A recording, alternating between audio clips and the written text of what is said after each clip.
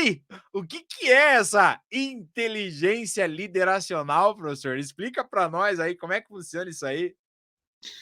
Bom, Paulo, vamos lá.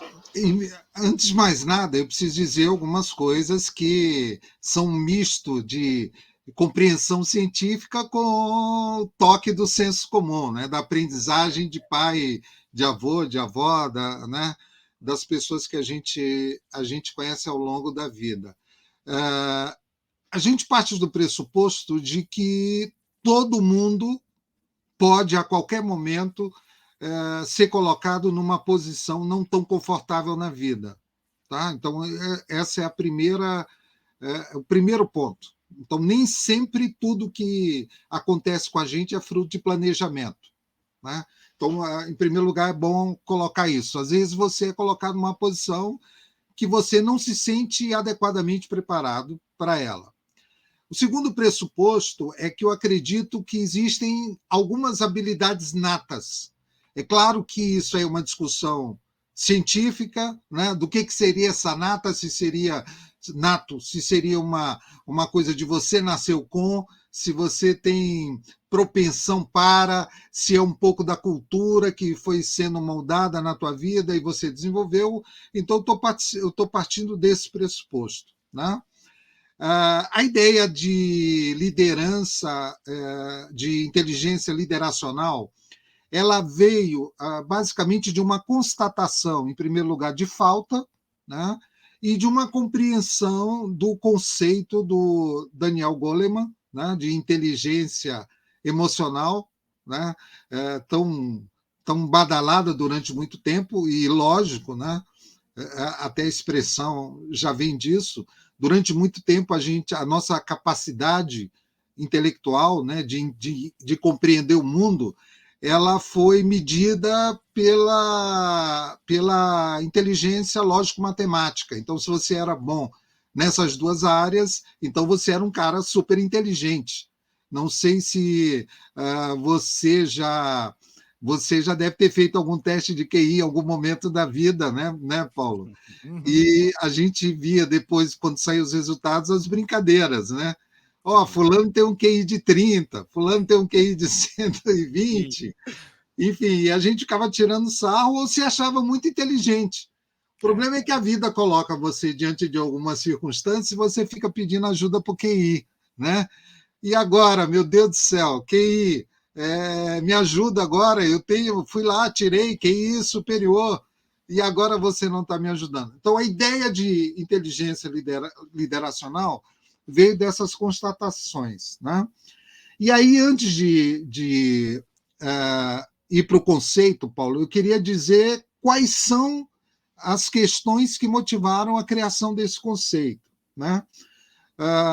Então, quando você é colocado numa posição de liderança, de pequenos grupos ou de grandes grupos, que a gente sabe como é que funciona o mundo empresarial, nem sempre, né, quem está numa posição de liderança, de chefia, de organizacional, é, está lá por, como é que eu posso dizer, por extrema competência, né? Ainda que eu acredite firmemente que todo mundo pode desenvolver as habilidades necessárias e depois as competências para desenvolver qualquer coisa.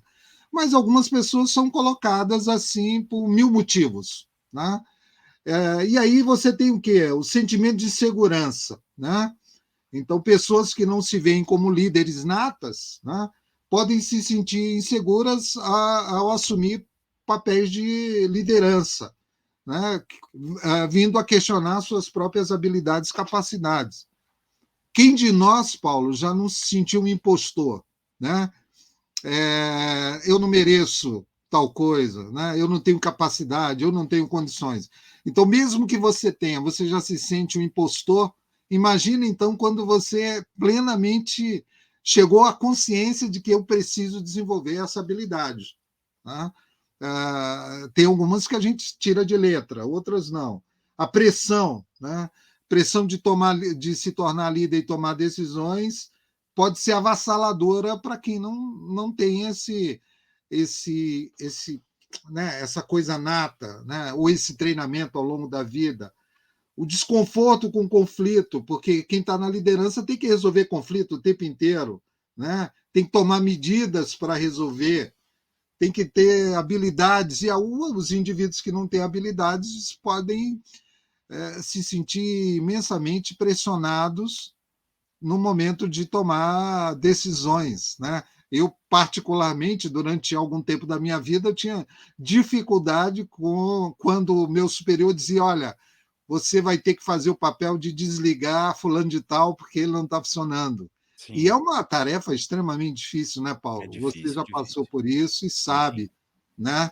Você tem um ser humano ali diante de você. Eu recordo que tinha um amigo muito querido, né, muito teimoso, e aí eu tive essa incumbência, Paulo, do meu chefe pediu para Para eu fazer o demiti-lo. desligamento. E eu comecei a olhar para ele, ele arregalou os olhos para mim assim, e eu não conseguia, eu comecei a rir e falei: fulano, vai embora e desenvolve melhor essa tua competência aí, porque tá bravo. E aí falei com o meu chefe: não tive coragem, né? Vamos dar mais uma chance para ele, e depois ele conseguiu, né?